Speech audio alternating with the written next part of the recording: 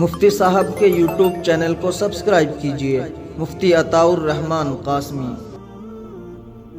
حامدوں و مسلین اما بعد، معزز سامعین کرام، حضرت موسیٰ علیہ السلام کا تذکرہ چل رہا ہے۔ حضرت موسیٰ علیہ السلام کی تاریخ میں، آپ کے تذکرے میں ایک نام قارون کا بھی آتا ہے۔ قارون اور اس کا انجام۔ قارون ایک بہت زیادہ مالدار شخص گزرا ہے۔ جب بھی مالدار لوگوں کا ذکر آتا ہے تو تاریخ میں قارون کا نام سر فہرست لکھا جاتا ہے، لیا جاتا ہے۔ اصل میں اسی دور کے اندر یہ قارون نامی شخص ہوا ہے۔ اس کا مال و دولت بہت زیادہ بڑھتا چلا گیا اور بڑھ گیا۔ اس کے متعلق کچھ لوگ تو کہتے ہیں کہ یہ فرعون کا درباری تھا، قربت اختیار کی ہوئی تھی تو مال و دولت میں بڑھ گیا تھا۔ قرآن کریم کا کہنا ہے کہ یہ حضرت موسیٰ علیہ السلام کی ہی قوم کا ایک آدمی تھا۔ یہاں پر یہ بات سامنے آتی ہے کہ یہ حضرت موسیٰ علیہ السلام کی قوم ہی کا آدمی ہوگا، لیکن یہ چاپلوسی کر کے موسیٰ علیہ السلام کے مخالف ہو کر فرعون کے دربار پہنچ گیا ہوگا، کیونکہ اس کی مثالیں تاریخ میں بھی ملتی ہیں، موجودہ دور میں بھی ملتی ہیں کہ کچھ لوگ اپنی قوم کو بیچ کر، اپنی قوم کی گردن پر پیر رکھ کر بادشاہ وقت یا وقت کی سرکار کے آگے نت مستک ہو جاتے ہیں، سجدہ ریز ہو جاتے ہیں، چاپلوسی میں تمام حدود کو پار کر دیتے ہیں۔ اس کا انہیں عوض اس طریقے پر ملتا ہے کہ وہ اس اپنے تعلقات کا فائدہ اٹھا کر، رشوت لے کر، ٹھیکے لے کر یا کسی بھی طریقے پر سرکاری تنتر کا یوز کر کے مال و دولت کے اعتبار سے بڑھ جاتے ہیں۔ تو اسی طریقے پر قارون بھی بہت زیادہ بڑھ گیا تھا، اور جتنا اس کا مال و دولت بڑھتا گیا اتنا ہی اس کا تکبر، بڑائی، انا، نخوت، ایٹیٹیوڈ یہ بھی بڑھتا چلا گیا۔ یہ آج بھی ہے بات کہ جو مال و دولت کے اعتبار سے، عہدے کے اعتبار سے بڑھ جاتا ہے تو اس کا تکبر بھی اتنا ہی بڑھ جاتا ہے۔ اس کے مال و دولت کا اندازہ، قارون کے مال کا اندازہ اس سے لگایا جا سکتا ہے کہ جن کمروں کے اندر وہ اپنا مال و دولت رکھتا تھا، ان کمروں کے جو تالے لگے ہوئے تھے، پھر ان کی جو چابیاں تھی، ان چابیوں کو ایک مضبوط نوجوان پہلوان ٹائپ وہ مشکل سے ان کو اٹھا پاتا تھا۔ پہلے چابیاں سب لوہے کی تھی تو بہت زیادہ وزنی تھی، پھر ان کو لکڑی کی بنوا لیا گیا، وہ بھی بہت زیادہ وزنی ہو گئی، پھر چمڑے کی بنوائی گئی چابی، انہیں بھی ایک مضبوط نوجوان نہیں اٹھا پاتا تھا۔ کچھ لوگ تو کہتے ہیں کہ چابیوں کو ایک جگہ سے دوسری جگہ لے جانے کے لیے کسی سواری کا استعمال کرنا پڑتا تھا۔ کمروں کے اندر اتنا مال، اتنا ثروت اس کا بھرا ہوا تھا، اور اس پر اسی اعتبار سے وہ متکبر تھا۔ اس کے ذہن و دماغ میں یہ بھر گیا تھا کہ میں نے یہ سب کوششیں کر کے جمع کیا ہے، اب اس کے سامنے آدمی کی حیثیت کوئی حیثیت نہیں رہی تھی۔ اپنے سے بڑا کسی کو بھی سمجھنا چھوڑ دیا تھا۔ غریبوں، کمزوروں کو کیڑے مکوڑے اس کا ذہن و دماغ سمجھنے لگا تھا، اور تنزلی اور انسان کو ختم کرنے کے لیے تکبر سب سے بڑا ہتھیار ہے۔ وہ اپنی ان تمام چیزوں کو کر رہا تھا، بڑائی میں ڈوبا ہوا تھا، تو حضرت موسیٰ علیہ السلام اپنی بات لے کر قارون کے پاس پہنچے اور اسے بتایا کہ دیکھو بھائی قارون، یہ مال و دولت آپ کو اللہ تبارک و تعالی نے دیا ہے، اب آپ کو چاہیے کہ آپ تکبر نہ کریں اور اللہ کی راہ میں اس مال کو خرچ کیا کریں۔ اب متکبر آدمی اپنے خلاف ذرا سی بات سنتا ہے تو آگ بگولا ہو جاتا ہے۔ قارون بھی غصے میں آ گیا، لال پیلا ہو گیا، کہنے لگا ارے نعوذ باللہ ثم نعوذ باللہ، یہ مال و دولت میں نے اپنے دماغ، اپنی کوشش اور اپنی محنت سے کمایا ہے، مجھے کون ہے دینے والا؟ میں نے کمایا ہے، اور اب میری مرضی ہے میں اسے جہاں چاہے خرچ کروں اور جہاں چاہے نہ خرچ کروں۔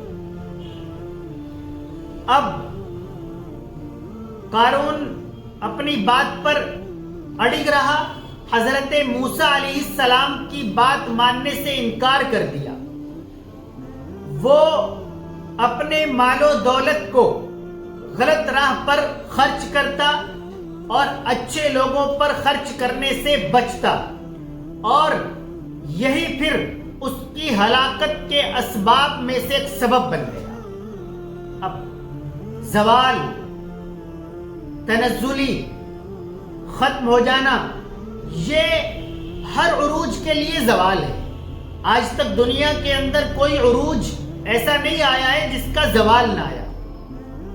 آپ اور ہم تاریخ پڑھتے ہیں، کچھ چیزوں کو اپنی آنکھوں سے دیکھتے ہیں کہ بڑے بڑی سپر پاور وہ ہمیں کمزور تنزلی کی طرف جاتی نظر آئی ہیں۔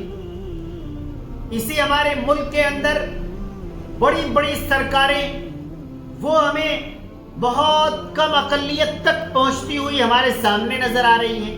تو کوئی بھی عروج ایسا نہیں ہے جو عروج پر جا کر قائم دائم رہتا ہو، اس کا زوال ضروری ہے۔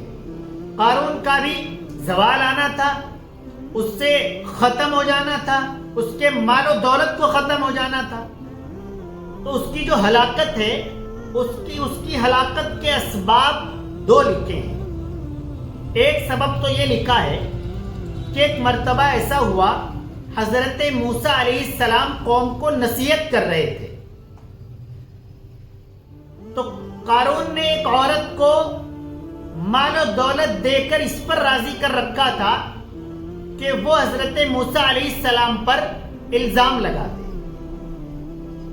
سب لوگ موجود تھے، قارون بھی موجود تھا، حضرت موسیٰ علیہ السلام اللہ کی بات بتا رہے تھے۔ تو درمیان میں قارون نے کہا کہ ایک بات بتاؤ، جو غلطی کرے گا ہر شخص کو سزا ملے گی؟ حضرت موسیٰ علیہ السلام نے کہا ہاں، ہر شخص کو سزا ملے گی۔ کہ اگر آپ غلطی کریں گے آپ کو بھی سزا ملے گی؟ کہ جی ہاں، مجھے بھی سزا ملے گی۔ تو اس نے اس عورت کی طرف اشارہ کیا، وہ عورت کھڑی ہوئی اور اس نے کہا کہ موسیٰ نے میرے ساتھ اس طریقے پر منہ کالا کیا ہے، الزام لگا دیا۔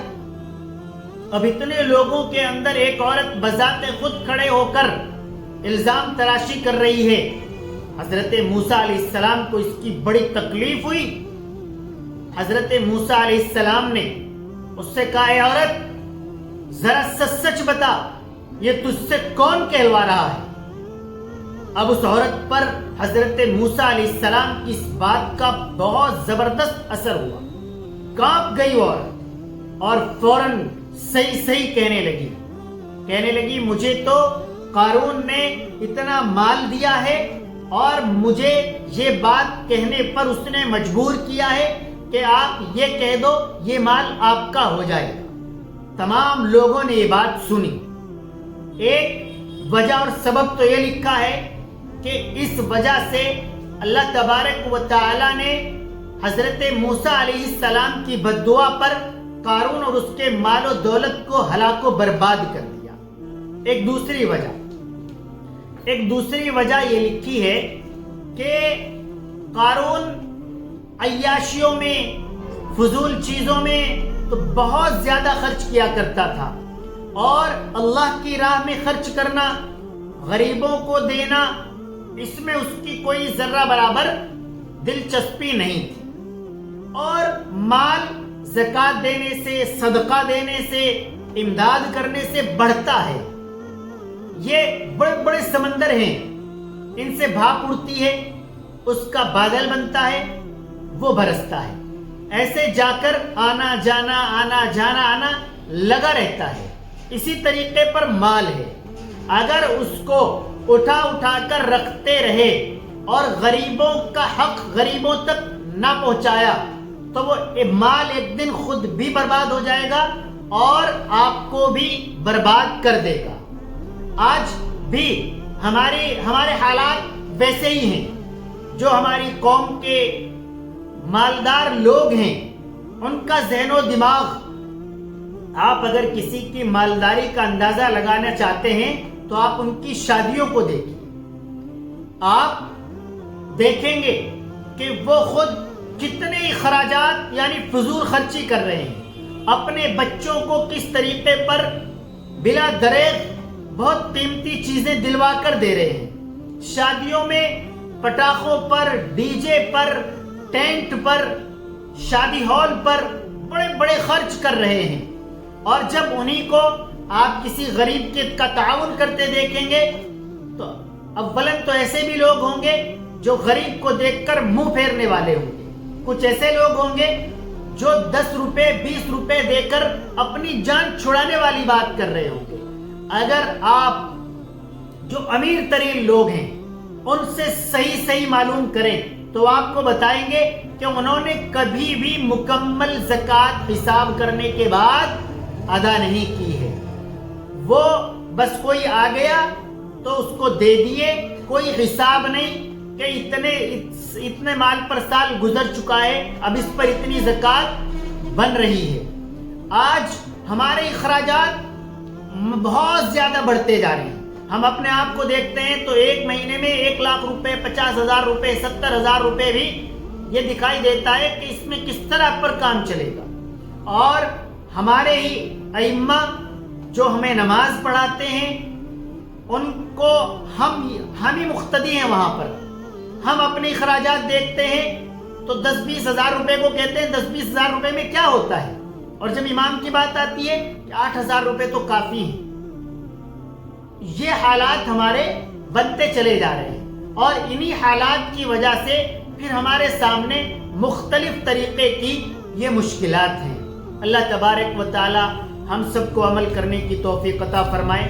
وآخر دعوانا الحمدللہ رب العالمین۔